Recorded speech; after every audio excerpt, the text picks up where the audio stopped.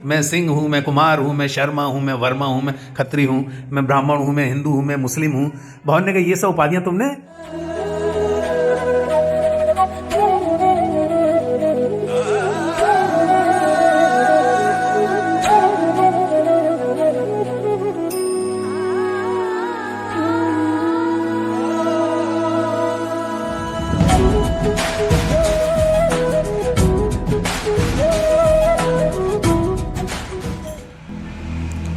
गीता यथारूप परंपरा से प्राप्त भगवान की दी हुई दिव्य वाणी है और इस महान ग्रंथ का जो भगवान के मुख से निश्चित जो वाणी है, इसकी जो टीका है बहुत से विद्वानों ने अपनी बुद्धि लगाकर की है। और जब हम अपनी मानवीय बुद्धि लगाते हैं तो उसका अर्थ भी हमारे हिसाब से ही व्याख्यातित होता है, जबकि भगवान की बुद्धि और हमारी बुद्धि में बहुत अंतर है। हमारी बुद्धि भौतिक है और भगवान की दिव्य है। तो उस दिव्य वाणी को, उसका दिव्य अर्थ कैसे हम सही तरीके से लगाएं, इसके लिए बहुत विचार करने की बात है। गीता के हजारों संस्करण आज पूरे देश में नहीं पूरे विश्व के अंदर हैं, लेकिन कोई भी प्रामाणिक तौर पर यह नहीं कहा जा सकता कि वह भगवान की ही वाणी, उसका ही सही रूप से उसका अनुवाद हमारे सामने आ रहा है। कोई राजनीतिक है तो अपनी राजनीति को उसके अंदर वो उनको लगा लेते हैं और अपना अर्थ उसमें सिद्ध करते हैं। कोई कहता है इसमें अहिंसा का बात कहा हुआ है, गांधी जी ने जैसे कहा, और तमाम लोगों ने, तमाम विद्वानों ने, जितने बड़े बड़े हैं, चूँकि हम इस धरती के प्राणी हैं तो हमारी बुद्धि जहाँ हमारा स्वार्थ निहित होता है उसी की बात करती है, और उसमें जो असली जो तत्व की बात है, जो भगवान कह रहे हैं, वो बात रह जाती है। और इस तरह से हमारे तथाकथित विद्वान भगवान को सीधे सीधे ही उनको मार देते हैं। जो भगवान कहते हैं वो तत्व तो रह जाता है, वो अपनी वाणी, अपने विचारों को उसमें प्रमुखता से दे देते हैं। इसीलिए हमारे सनातन धर्म के अंदर बहुत सी भ्रांतियां और शंकाएं आ गई हैं और लोग प्रश्न करते हैं क्या ऐसा भगवान ने बोला है, क्या ऐसा हमारे दिव्य ऋषियों ने बोला है। तो ये जो चीज़ है, इसके लिए आवश्यक ही हम शुद्ध रूप से उसका जो सही उसका अर्थ है वो जानने का प्रयास करें। तो इस्कॉन में जो हमारे संस्थापक आचार्य हैं एसी भक्ति वेदांत स्वामी प्रभुपाद, वो परंपरा से इस गीता के ज्ञान को लाए हैं। उन्होंने कहा मैंने एक भी शब्द इसमें अपनी तरफ से कुछ नहीं कहा, जो भगवान ने कहा उसको यथारूप हमने वैसे ही इसमें बोल दिया है। बोले साहब ऐसा कैसे संभव है? बोले ऐसा इसलिए संभव है क्योंकि यह परंपरा से प्राप्त हुआ है। भगवान ने अर्जुन को जैसा कहा, अर्जुन ने अपने नीचे जिनको कहा, उनके नीचे जो उनके फॉलोअर्स थे उन्होंने सुना, उन्होंने भी उसको उसी तरह से कहा जिस तरह से भगवान ने उसका अर्थ समझाया था। तो आप इस गीता में यथारूप में आप देखें तो इसमें 33 से ज़्यादा हमारे गुरु हैं जो परंपरा से आ रहे हैं, चैतन्य महाप्रभु से पहले और वो उसके साथ साथ, और लास्ट में ये हमारे एसी भक्ति वेदांत स्वामी प्रभुपाद हैं जिन्होंने उसी वाणी को एज इट इज़ यथारूप कहा है। इसलिए इस गीता को गीता यथारूप कहा जाता है, ताकि भगवान का जो भगवान कह रहे हैं वो सही सही बात हमारे तक पहुंच जाए। ये नहीं कि किसी विद्वान की बात या आपने किसी और राजनीति से या सामाजिक किसी गतिविधि से प्रेरित होकर अपनी बात कह दी। जैसे गांधी जी ने कहा कि इसमें अहिंसा है, अहिंसा परमो धर्म है, तो अहिंसा का तो इसमें कहीं ऐसा है नहीं।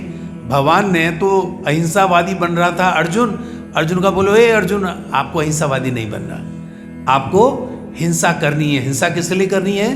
धर्म के लिए। तो कभी कभी धर्म की रक्षा के लिए अस्त्र भी उठाने पड़ते हैं। भगवान यही कह रहे हैं कि जब आतताई आपके धर्म को आपको समाप्त करना चाहें तो अपनी स्वरक्षा के लिए, धर्म की रक्षा के लिए आपको अस्त्र उठाने पड़ते हैं। तो अर्जुन को अस्त्र क्यों उठाना पड़ा है? भगवान ने इसको बड़े अच्छे शब्दों में अर्जुन को बताया है कि धर्म की रक्षा के लिए यदा यदा ही धर्मस्य ग्लानिर्भवत भारत अभ्युत्थानम अधर्मस्य तदात्मानं सजाम्य। बोले जब जब अधर्म होता है और धर्म ग्लानि को प्राप्त होता है, शर्मिंदगी को, धर्म को लगता है कि मैं बेबस हो गया हूँ, तो अर्जुन का वो कौन सा धर्म है जो ग्लानि या बेबसी को प्राप्त हो जाता है, जो अपनी बात नहीं कह पा रहा, और उस पर कौन सा धर्म है जो हावी हो जा रहा है? तो भगवान ने कहा जो मैंने कहा है, जब मेरी बात कोई नहीं मानता वही अधर्म है। तो गीता में भगवान ने अपनी बात कही है। और इससे पहले भी श्रीमद् भागवतम और अनेक शास्त्रों में उन्होंने कहा है कि जो धर्म है वो धर्म मेरी ही वाणी है। जो भगवान ने कहा है, धर्मम तु साक्षात भगवत प्रणीतम, पहले भी इस पर चर्चा हुई है। तो भगवान जो कह रहे हैं, भगवान ने कहा बस वही धर्म है। तो बोले आज का धर्म ये है कि मैं ये कह रहा हूं कि ये अन्यायी है कौरव और इनको दंड देना ही धर्म है। तो भगवान ने इस तरह से धर्म को परिभाषित किया है। तो कई बार धर्म की परिभाषा, धर्म समझ में नहीं आता, किसी हम धर्म माने। युद्ध में अर्जुन ने 18 अक्षौणी सेना के साथ युद्ध किया और लाखों करोड़ों को मारा, और भगवान ने कहा तुमने बहुत धार्मिक काम किया है, आपके ऊपर एक भी हत्या का आरोप नहीं है। इतनी हत्या करने के बाद भी, क्यों?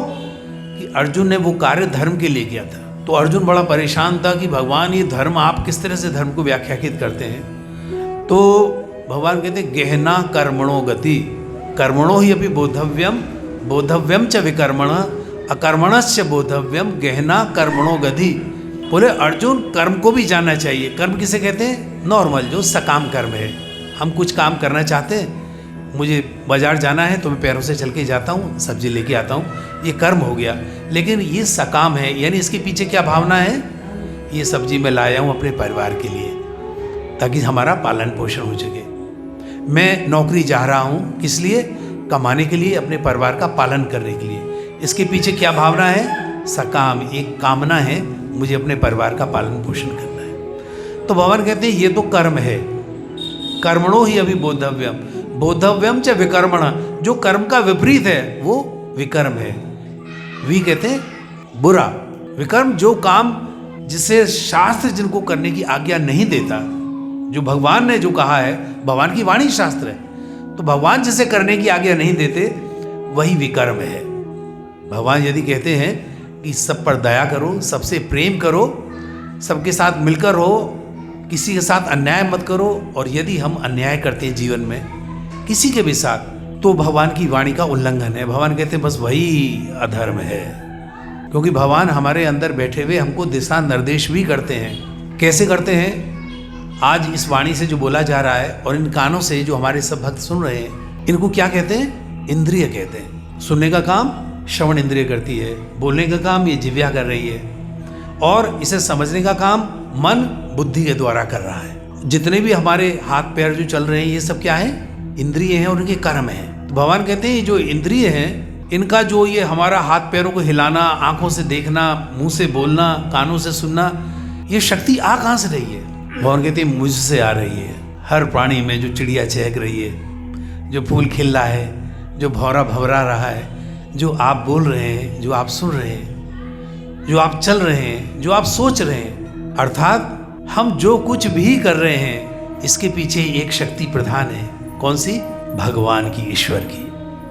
हर इंद्रिय के पीछे भगवान कहते हैं मेरी शक्ति। इसीलिए ये कहा गया है सर्वोपाधिर विनिर्मुक्तम तत्परित्वेन निर्मलम, सर्वोपाधि विनिर्मुक्तम तत्परत्वेन निर्मलम, ऋषिकेणा ऋषिकेशो सेवनम भक्तिर उच्यते। ये श्रीमद् भागवत में भगवान कह रहे हैं। ऋषि कहते हैं इंद्रियों को, और भगवान को कहा जाता है ऋषिकेश। आपने सुना है ना, भगवान को ऋषिकेश कहा जाता है। तो भगवान कह रहे हैं इन इंद्रियों का स्वामी मैं हूँ। जो तुम बोल पा रहे हो, जो तुम सुन पा रहे हो, जो काम कर रहे हो अपनी कर्मेंद्रियों से, अपनी ज्ञानेंद्रियों से, बोले वो मेरे द्वारा है। अगर भगवान न चाहें तो हम यहाँ पर नहीं बोल सकते, अगर भगवान न चाहें तो हम चल नहीं सकते, अगर भगवान न चाहें तो हम देख नहीं सकते। इसका मतलब ये हुआ कि जीवन में जो कुछ भी हो रहा है, ऋषिकेण ऋषिकेश, इंद्रियों के जो स्वामी भगवान कृष्ण हैं, उनकी आज्ञा से ही ये इंद्रियां संचालित हो रही हैं। लेकिन चूंकि हम इस भौतिक जगत में हैं और भगवान दिव्य हैं, तो उनकी इंद्रियां दिव्य हैं, और हमारी इस भौतिक जगत में आने के कारण दिव्यता है इनमें, लेकिन हम उसका अनुभव नहीं कर पा रहे। जैसे लोग कहते हैं ना कि हम भगवान को क्यों नहीं देख पा रहे। भगवान को तो देख सकते हैं, लेकिन भगवान को इसलिए नहीं देख पा रहे कि हम इस भौतिक जगत में आके अपनी दिव्यता को भूल गए हैं। जैसे शेर का बच्चा शियारों के साथ रह के इस बात को भूल जाए कि मैं शेर का बच्चा हूं, और वो शियार जैसा व्यवहार करना शुरू कर दे। यही भगवान कह रहे हैं, इस भौतिक जगत में बस यही कमी है, यहाँ आकर तुम अपने स्वरूप को भूल चुके हो। इसलिए भगवान कहते हैं, जिसे हम स्वरूप सिद्धि कहते हैं। स्वरूप सिद्धि हमारा एक्चुअल, रियली हम कौन हैं, हमारा स्वरूप कैसा है, बोले ये जानना बहुत आवश्यक है, क्योंकि यहाँ तो सर्वोपाधिर विनिर्मुक्तम, भगवान कहते हैं ये कब तक नहीं जान पाओगे तुम कौन हो, जब तक इन उपाधियों को उतारकर फेंक नहीं दोगे। कौन सी उपाधि? मैं सिंह हूँ, मैं कुमार हूँ, मैं शर्मा हूँ, मैं वर्मा हूँ, मैं खत्री हूँ, मैं ब्राह्मण हूँ, मैं हिंदू हूँ, मैं मुस्लिम हूँ। भगवान ने कहा ये सब उपाधियाँ तुमने ओढ़ी हुई हैं, ये इस जगत की हैं जो तुमने अपने आप को मान लिया है। भगवान ने कहा ऐसा कोई विधान मेरे यहाँ नहीं है, ये तो भौतिक जगत है, अपने मन के लिए, अपनी संतुष्टि के लिए तुमने ये सब बना लिया है। और जब तक इन उपाधियों को आप नहीं आप छोड़ोगे, तब तक तुम्हारा असली जो स्वरूप है वो आपके सामने प्रकट नहीं होगा, आप जान ही नहीं पाओगे मैं कौन हूं। तो इसी बात के लिए भगवान ने कहा है, ऋषिकेश, इंद्रियों के स्वामी भगवान श्री कृष्ण कह रहे हैं सर्वोपाधिर विनिर्मुक्तम, इन सब उपाधियों से मुक्त हो जाओ। जैसे ही मुक्त हो गए तुम्हारा स्वरूप तुम्हारे सामने प्रकट हो जाएगा। बोले महाराज वो स्वरूप है कैसा? भगवान के जैसा मैं वैसा ही तुम हो, क्योंकि तुम दिव्य जगत वैकुंठ लोक से, गोलोक धाम से हम आए हैं, हम दिव्य हैं क्योंकि भगवान के अंश हैं। लेकिन इस जगत में गिरते ही हम अपनी आइडेंटिटी, अपने स्वरूप को हम भूल गए हैं। और जब यह स्वरूप हमें पुनः प्राप्त हो जाएगा, यानी ये पर्दा भौतिकता का हट जाएगा। भौतिकता का पर्दा क्या नाम है इसका, जो भुलाए रखता है हमको? माया। माया है जिससे हम अपने आप को पहचान नहीं पा रहे। हम अपनी पहचान इन नामों से, जाति, धर्म, ये जो हमने अपने आप बनाए हुए इनसे, वर्णों के इनमें से तुम कुछ भी नहीं हो। इसीलिए इसको सनातन कहा गया है, जो हमेशा था, हमेशा है, हमेशा रहेगा। तो हमेशा ऐसे ही थे, ऐसे ही हो और ऐसे ही रहोगे, लेकिन बीच में तो अपने स्वरूप को भूल गए हो। भगवान कहते हैं ऐसा कैसे होता है? भगवान गीता में बता रहे हैं, अव्यक्तादीनि भूतानि व्यक्त मध्यानि भारत अव्यक्त निधनानि एव तत्र का परिदेवना। अव्यक्तादीनि भूतानि, भगवान कहते हैं इस देह में आने से पहले तुम अव्यक्त थे, कोई नहीं जानता था हम कहाँ थे।